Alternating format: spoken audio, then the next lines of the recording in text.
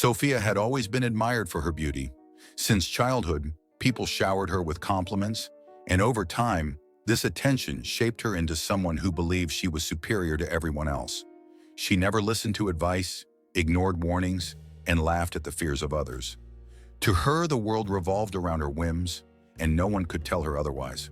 One evening, she and her friends planned a road trip to explore an abandoned Sufi shrine deep in the forest, rumored to be cursed. Locals had long warned people not to go near it after sunset. They said a Jinn had claimed it as his own, punishing anyone who entered uninvited. Sophia, as expected, scoffed at the idea. Seriously? You guys believe in these fairy tales? It's just an old building, nothing more. I'm going inside. Her friends tried to stop her. Sophia, this isn't a joke. The locals are terrified of this place. People have gone missing. Oh, please. You're all acting like scared little kids. She flipped her hair and marched toward the shrine. As she stepped inside, a strange cold breeze wrapped around her. The air smelled of old books, dust, and something rotten.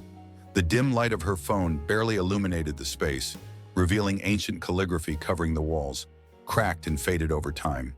Then, bang! The door behind her slammed shut. She spun around, her heart pounding. "Very funny, guys," she called out, assuming her friends had done it.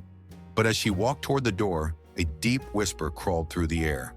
"You were warned, but you did not listen." Sophia froze. Her breath hitched. "Who's there?" she demanded, trying to sound confident. Silence.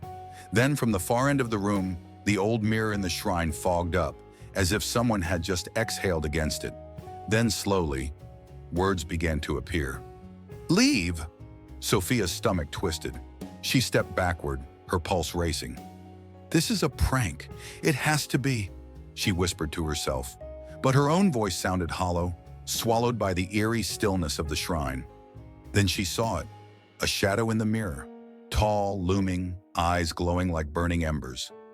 The figure stepped forward, but the terrifying thing was, its reflection moved, yet the room itself was empty.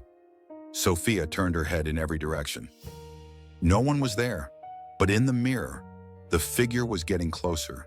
She felt a deep chill crawl up her spine as a voice, impossibly low and rumbling, spoke.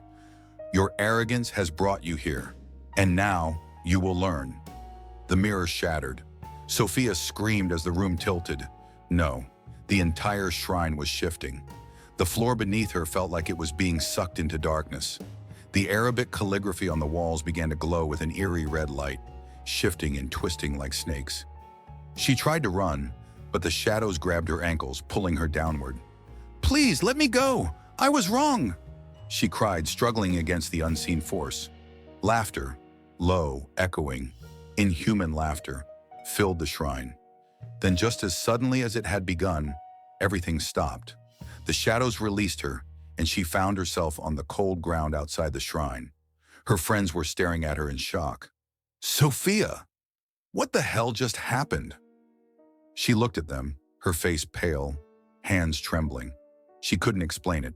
She didn't want to. From that day forward, Sophia changed. She listened when people spoke. She no longer dismissed fears as foolishness, but sometimes, in the stillness of the night, she would hear the whisper again. "Next time, there will be no mercy."